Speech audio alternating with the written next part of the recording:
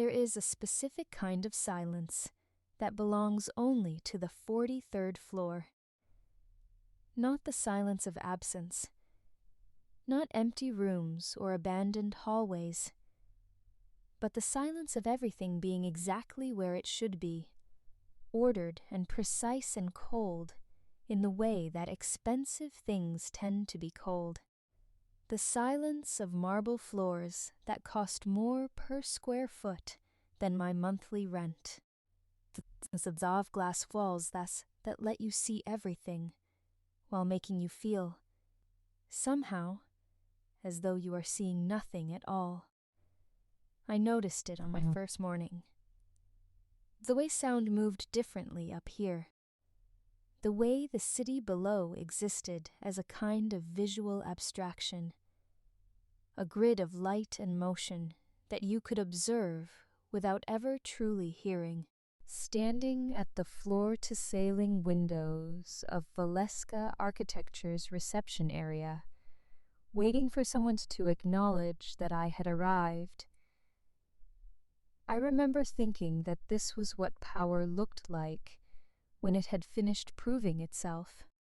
It didn't need to shout. It had already won. That was 14 months ago. 14 months of learning the particular choreography of this place. 14 months of memorizing schedules, anticipating needs, becoming fluent in a language that is not spoken in words, but in the precise angle of a raised eyebrow, the specific weight of a silence that has gone on 3 seconds too long, the difference between a pause that means continue and a pause that means you have already said enough. 14 months of making myself indispensable in the way that the best assistants always do, by becoming invisible.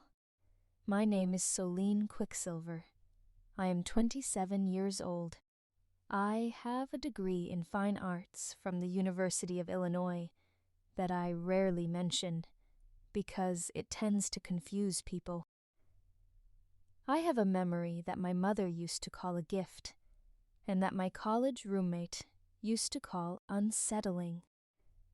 I remember everything I read, everything I hear, everything I see, dates, dimensions.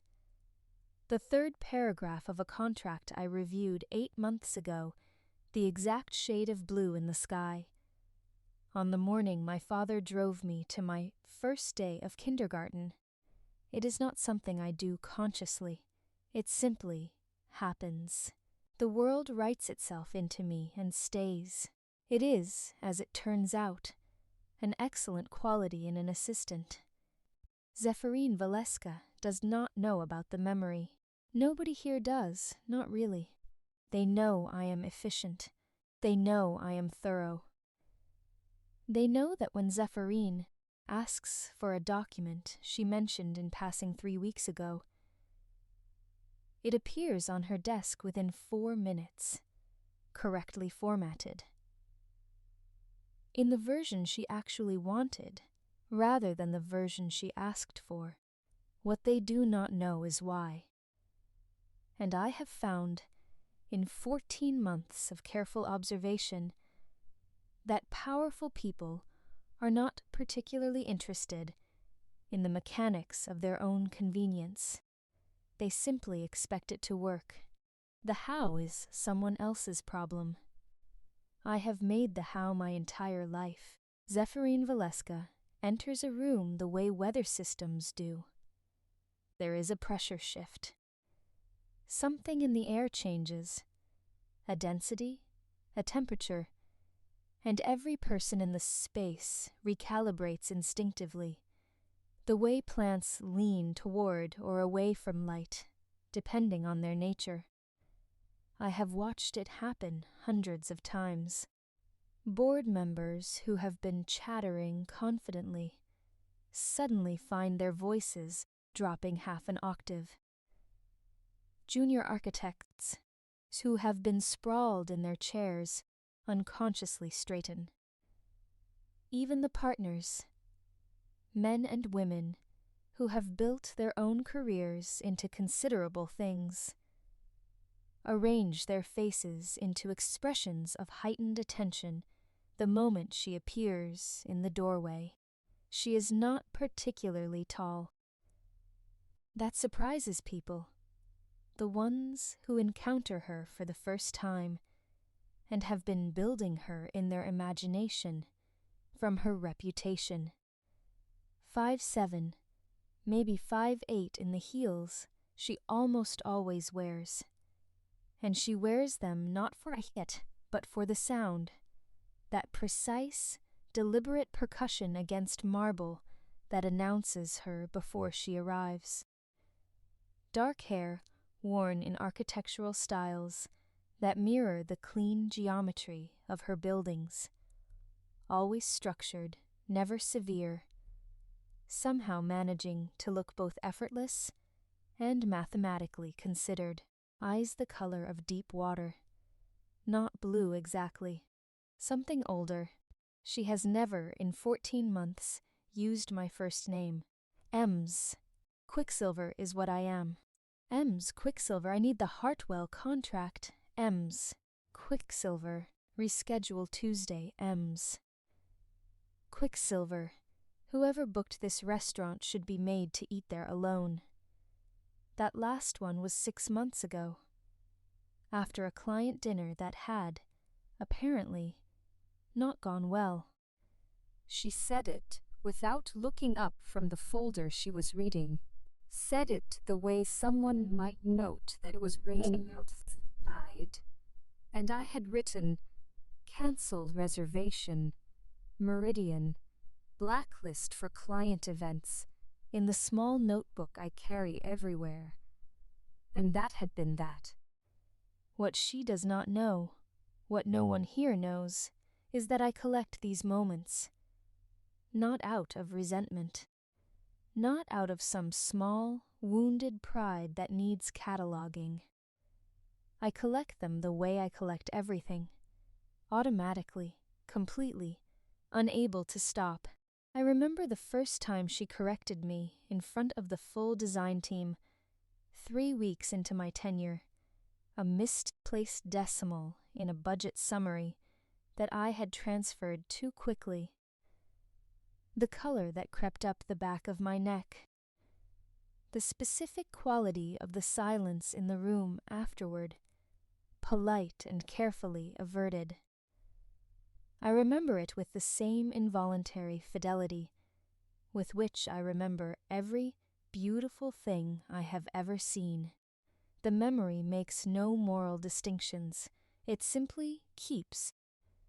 But I also remember, with the same fidelity, the same involuntary precision, the evening she worked until 11:30 on the Pellegrini proposal, and she came out of her office to find me still at my desk, and she stopped, and she looked at me with something that was not quite surprise, and not quite anything else I have a word for, and she said, very quietly, "You should go home, Miss Quicksilver. You are not obligated to stay this late." And I said that I knew, and I was nearly finished anyway.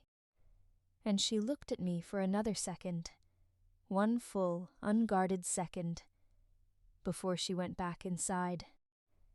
I think about that second sometimes, more than I should, probably. My desk sits outside her office, like a satellite in deliberate orbit, close enough to respond, far enough to maintain the fiction that her space is private. The desk is glass and steel, in keeping with the rest of the floor's aesthetic, and on it I keep 3 things that are mine. A photograph of my mother and me from a trip we took to Portugal 4 years ago. A small ceramic dish in the shape of a leaf that holds paper clips, and a sketchbook that I use during the 10 minutes I allow myself at lunch. The sketchbook is the only thing I have ever had to explain. It happened during my 3rd month. Zephyrine had come out of a meeting early, the kind of early that signals something went wrong. Because she never leaves meetings early when things are going well. And she had rounded the corner to find me at my desk, with the sketchbook open, my pen moving across the page in what I can only describe as compulsive motion. The way your hand writes a word you've been trying not to think about. I looked up. She was looking at the sketchbook. Fine Arts, I said before she could ask. University of Illinois. I know it doesn't seem relevant. She held out her hand. I gave her the sketchbook.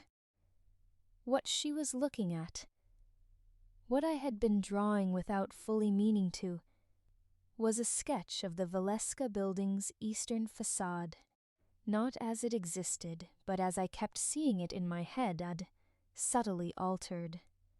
The weight distribution shifted. The angle of the uppermost glass panels changed by perhaps 8 degrees. The effect being a building that seemed to reach, rather than simply stand.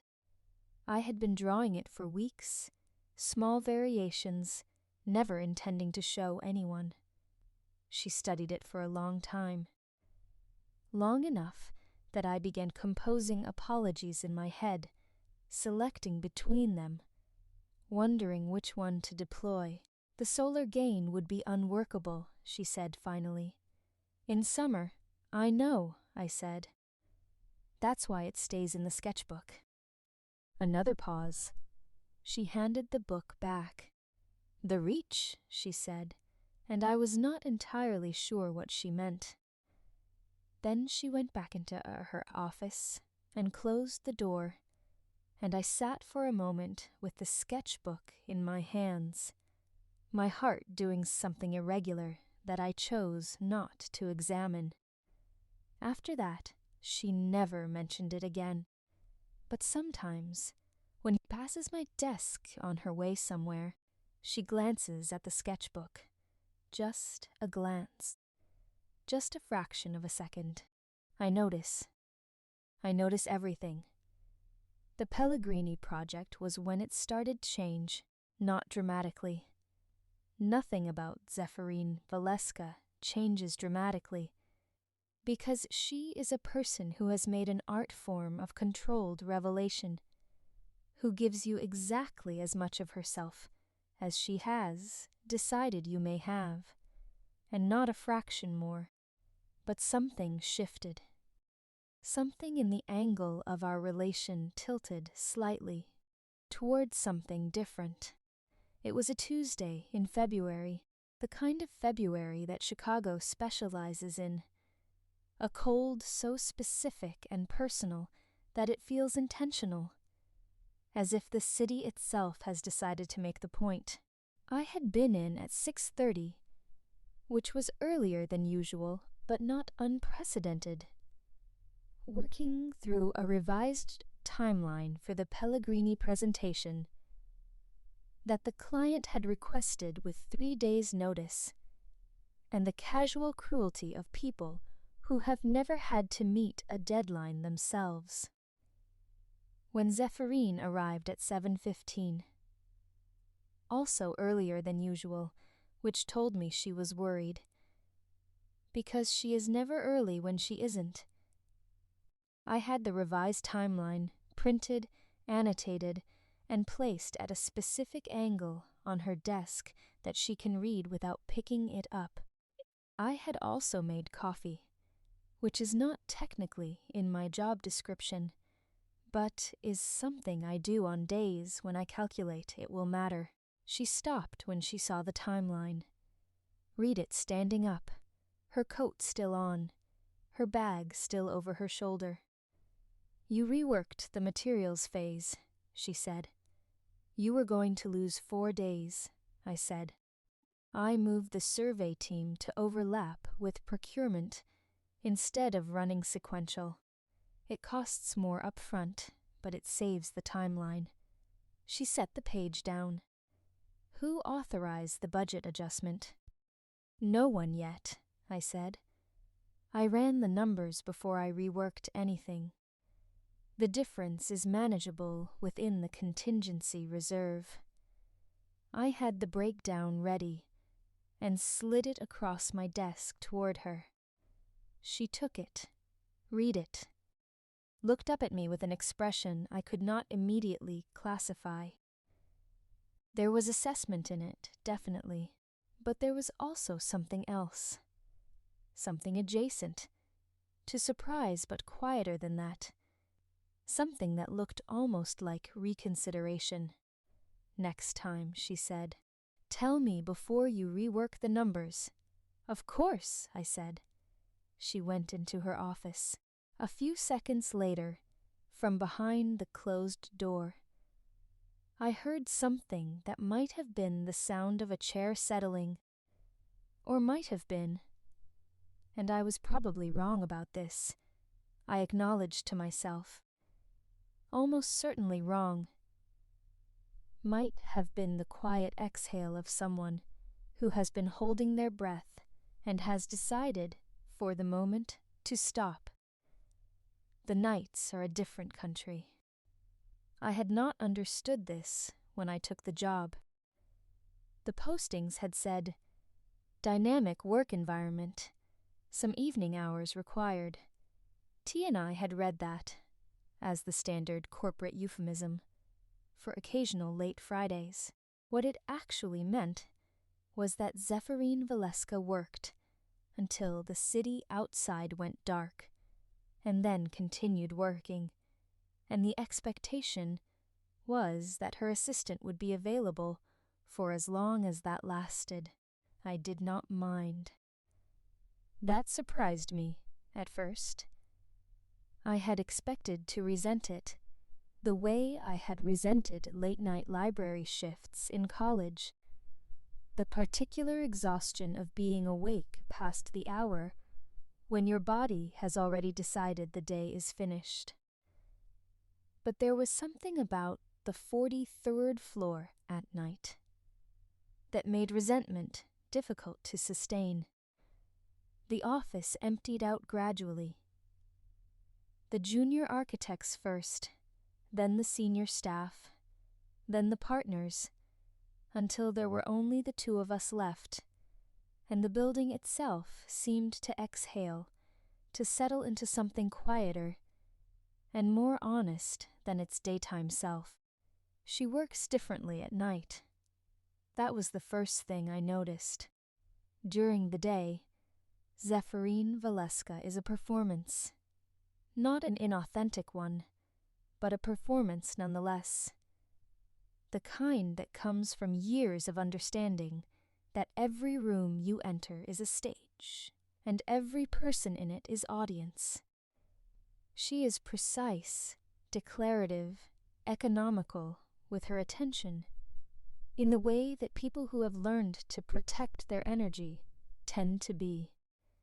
She is, in the language of the industry, formidable. At night, she is still all of those things, but the performance costs less. The prestige relaxes by perhaps 5 degrees, not into sloppiness, but into something more natural, more private.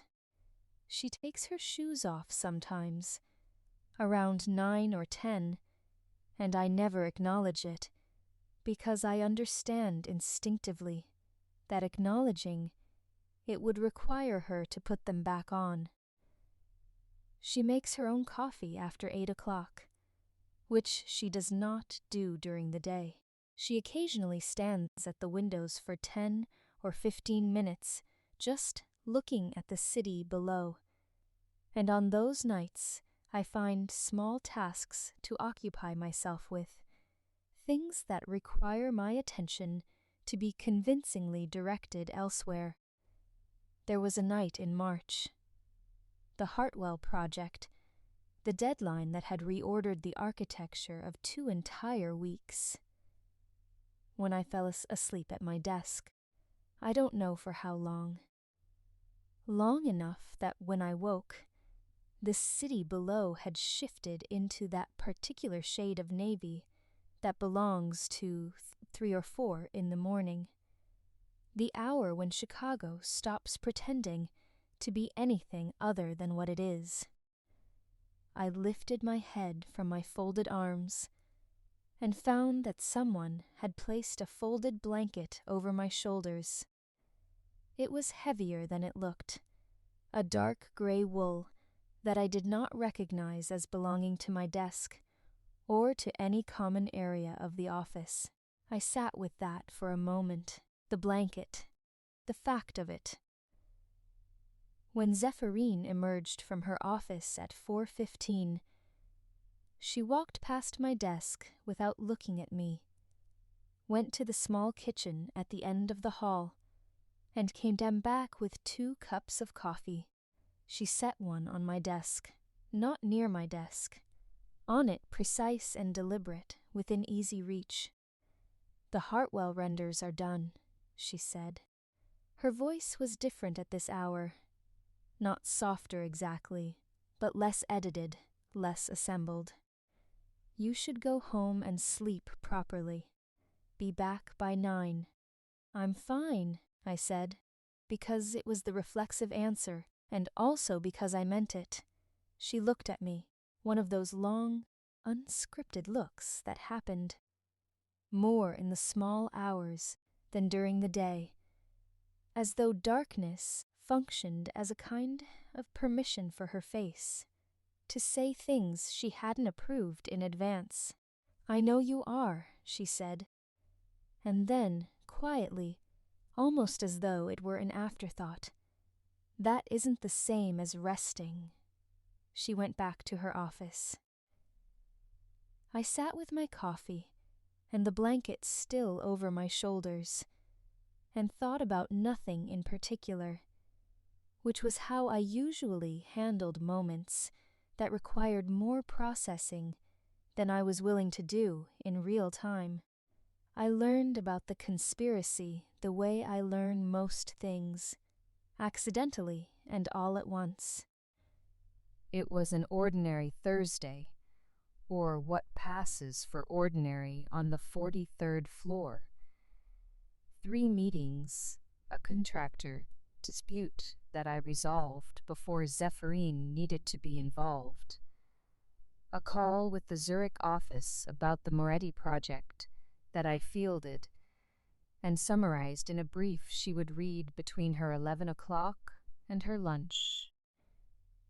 The kind of day that is invisible in retrospect, because nothing in it seems to call attention to itself. I was leaving the building at 7. Early, by our standards. When I realized I had left my sketchbook in the 3rd floor conference room, where I had been using it during a particularly tedious procurement meeting to keep myself from saying something inadvisable, I took the stairs back up, because the elevator at that hour on the lower floors is always occupied by people who want to talk. And I was at the point in the day where talking required effort I didn't have. The conference room was empty. My sketchbook was under the table where it had slipped when I stood up. I retrieved it and was crossing back through the corridor toward the stairwell when I heard voices from the adjacent room. The one with the frosted glass that is used for private partner meetings. I would have kept walking. That is what I need to be clear about, to myself if no one else. I was not trying to overhear anything. I was not curious or suspicious or alert to anything beyond my own tiredness and the sketchbook in my hand and the subway I needed to catch. But the door to that room was not entirely closed. Left open by perhaps 3 inches, the kind of careless almost shut that people achieve when they believe themselves to be alone in the building. And the voices carried, and one of them said my name. I stopped. The Quicksilver girl is the obvious point of entry. She has access to everything, every contract, every projection, every proposal. Zephyrin trusts her completely, which is the problem and also the solution. The voice was male. Lower register, mid-40s from the texture of it. I didn't recognize it immediately, which meant he wasn't Valeska staff. We are a small enough organization that I know everyone's voice by now. You want to use her. That voice I did recognize. Marcus Hell, one of the senior partners. A man whose pleasantness has always struck me as the kind that is deployed rather than felt. I want to use the access she provides. There's a difference. The documents we need are already in her system. The Pellegrini projections, the Moretti terms, the preliminary terms from the Callaway Group. If we can establish that those documents passed through an external channel, we don't need to prove intent. We just need the appearance of breach. And if Zephyrin will have no choice. The Caldwell merger requires clean hands. If there's even the suggestion of an internal leak, she'll need to cut the source. She'll know it, and she will act accordingly, because Zephyrin Valeska has spent 20 years building this firm's reputation, and she will not let one assistant destroy it. A pause, the sense of something being set down on the table. Timeline? The documents will surface before the board meeting, 3 weeks from Thursday. I stood in the corridor for a long time after the voices moved on to other things. The sketchbook was in my hands. The fluorescent light above the conference room buzzed with the particular pitch of fluorescent lights everywhere, indifferent to whatever has just been said beneath them. 3 weeks. My name had been in that sentence like a weight dropped into still water. Not my name as I thought of it. Not the name my mother gave me. The name on the degree that I rarely mention. The name I write at the top of my sketchbook pages in the small, uneven handwriting I have never been able to improve. A different version of my name.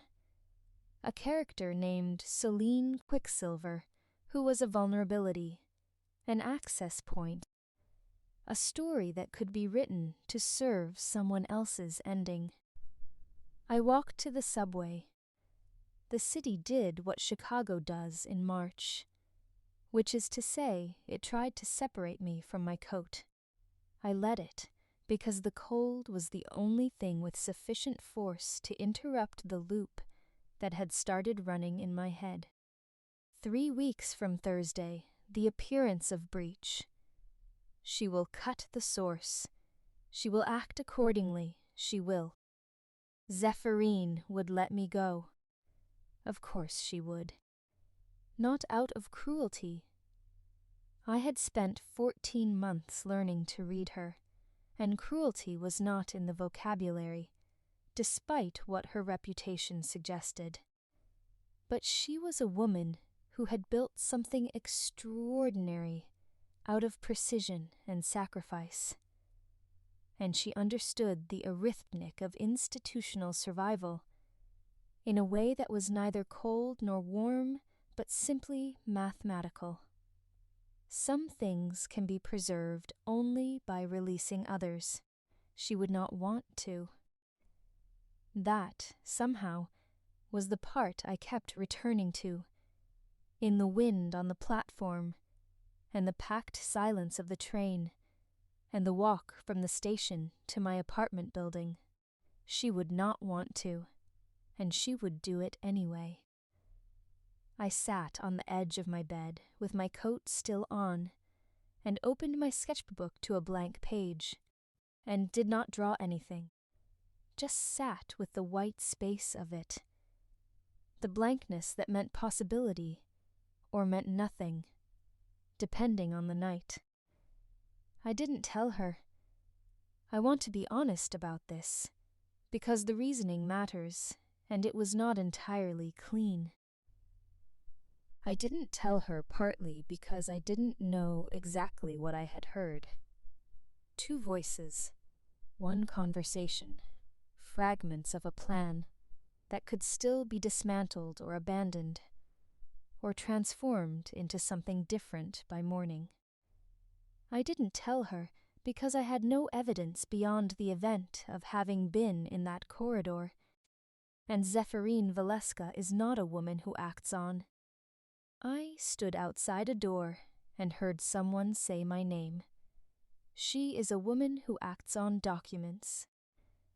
But also, and this is the part I am less comfortable with, I didn't tell her because I wanted to see what she would do, not out of anything as dramatic as a test. More like, I had spent 14 months building a picture of this woman, adding to it detail by careful detail, the way a portrait emerges, not from a single sitting, but from accumulated hours of looking. And now there was a question in the portrait that hadn't been there before. A question I needed answered, not for any strategic reason, but because I am made, at the fundamental level, of the need to understand things correctly. What would she do when it mattered? In the meantime, I began building my own documentation. Quietly, methodically, using the very memory that someone in that conference room had decided to weaponize against me. I catalogued every document I had touched in the past 6 months, every email forwarded, every file accessed, every communication that passed through my hands on its way somewhere else. Not because I was afraid, or not only because of that, but because precision is how I have always managed fear. The world is less frightening when it is accurately described. I also, during this period, began paying closer attention to Marcus Hale. Not in any way he would notice. I am good at not being noticed. It is among my most reliable skills. But in the way I am always paying attention to everything, just sometimes with greater intentionality.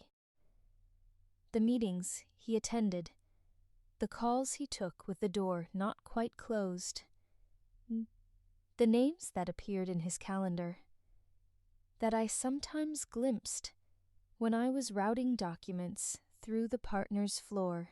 One name appeared more than the others, attached to a consulting firm in New York that had no obvious relation to any current Valeska project.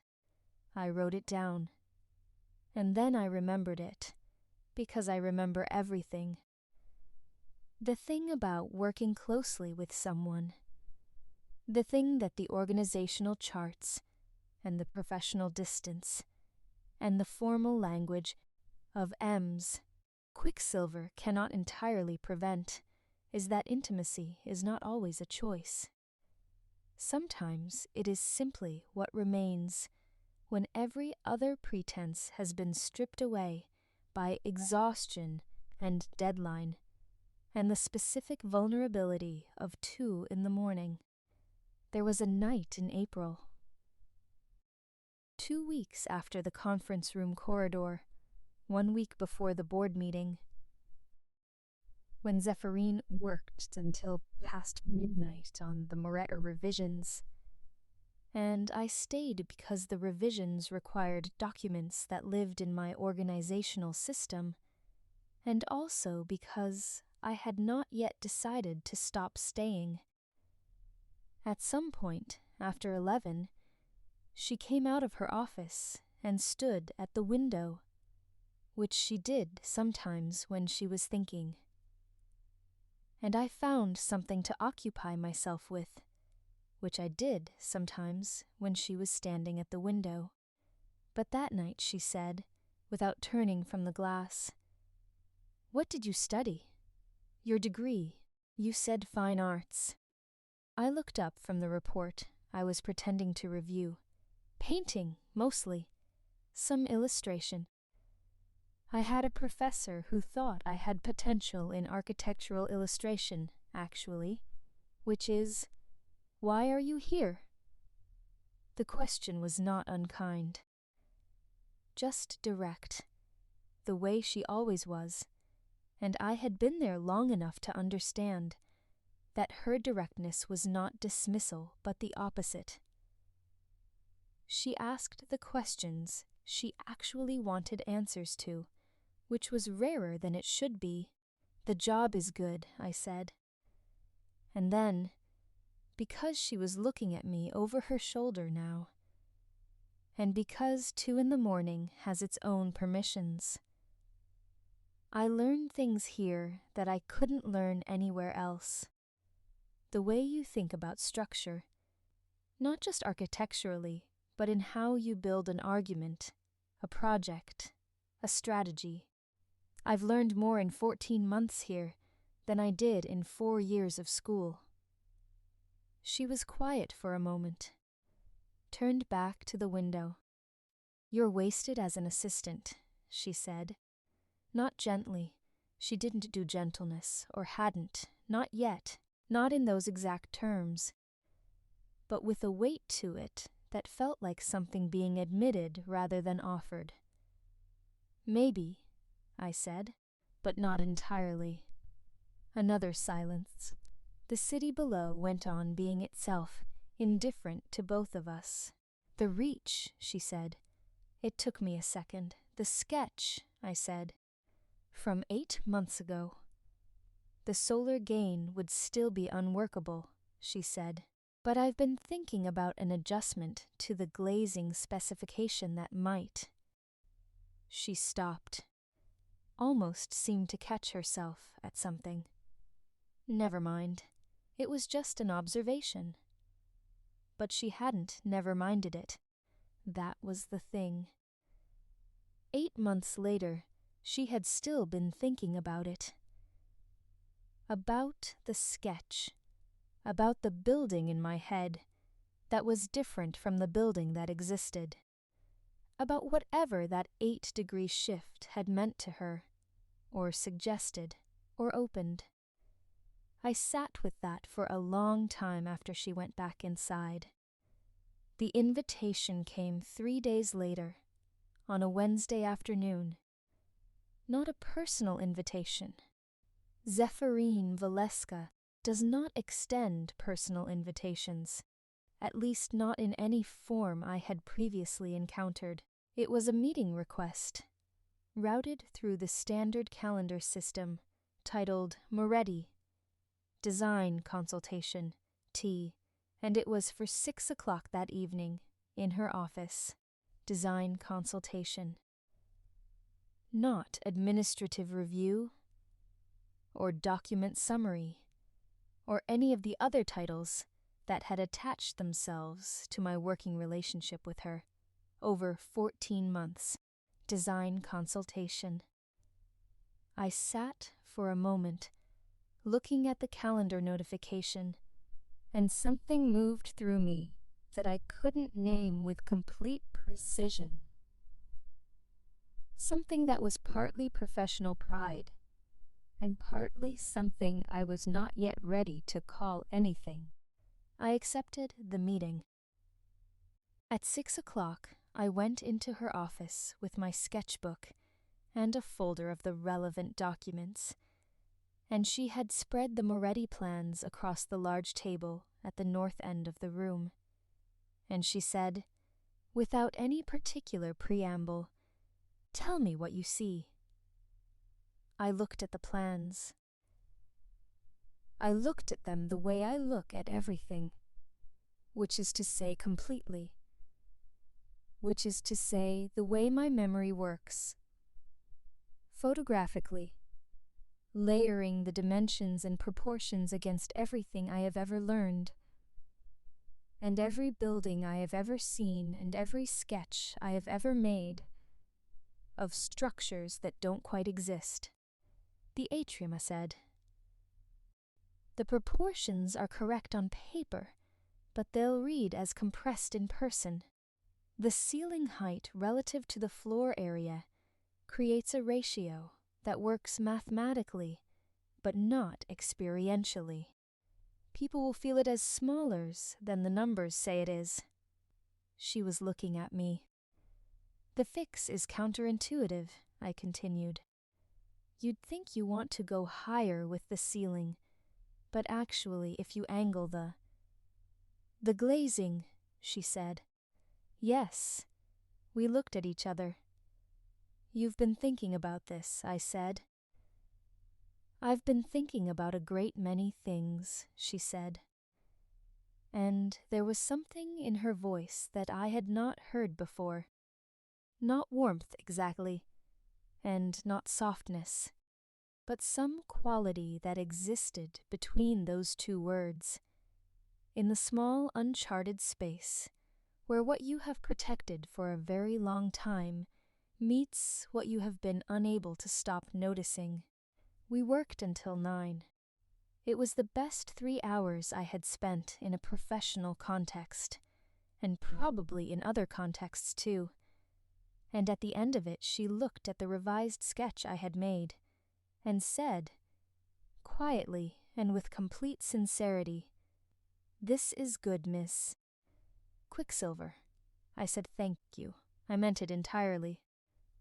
Walking out of her office, through the city that was at that hour, its own particular shade of April evening, cool and dark and touched here and there with the yellow light of things that were still open, still occupied, still warm. I thought about the name in the conference room. The character built out of my name who was meant to be a liability, an access point, a story with a predetermined ending. I thought about Zephyrin at the window, saying, the reach I thought about the blanket on my shoulders at 4 a.m, precise and deliberate, placed there by hands I had not seen but knew. I thought, 3 weeks from Thursday. The appearance of breach, I thought, not yet. Not yet. And I went home and opened my sketchbook and drew the Moretti atrium as it should be, with the glazing adjusted, and the ceiling at its proper angle, and the proportions that would make a person standing inside it feel exactly as large as they actually were. And then, on the page beside it, without quite meaning to, I drew a woman at a window, dark hair, something older than blue in the eyes. I closed the sketchbook before I could look at it too long. The last thing that happened in those weeks, the thing that functions, in hindsight, as the ending of one part and the beginning of something else, happened on a Friday evening, 6 days before the board meeting. I had stayed late again. The pattern had established itself so thoroughly by this point that staying late no longer felt like a choice I was making, but simply like the shape the days took, the way certain rivers always find their way back to the same valley. Zephyrin was finishing the final Moretti documentation. I was at my desk, doing what I always do, managing the 15 small ongoing things that keep the 43rd floor running. The communications that need routing, the schedules that need protecting, the quiet administrative infrastructure that nobody sees because it works. At some point, I became aware that she was standing in the doorway of her office, looking at me. not the incidental glancing that sometimes happened when she was moving from one place to another, actually standing, actually looking, with the stillness of someone who has stopped specifically to do this. Mims. Quicksilver, she said. Yes, I said. Is there anything you need to tell me? The question sat in the air between us. I looked at her, at the careful architecture of her expression, the precision that she wore like a second structure, the eyes that I had spent 14 months learning to read and still sometimes failed to. There was everything I needed to tell her. The corridor and the voices and the 3 weeks from Thursday and the name of the consulting firm and the 7 months of documents I had quietly catalogued in a private drive. There was all of that. And there was something else, something that had no file and no folder and no place in any administrative system I had ever built. Something that lived in the 8 degrees of a sketch, and the weight of a gray wool blanket, and the precise, deliberate placement of a coffee cup within easy reach. Not yet, I said. She looked at me for a long moment.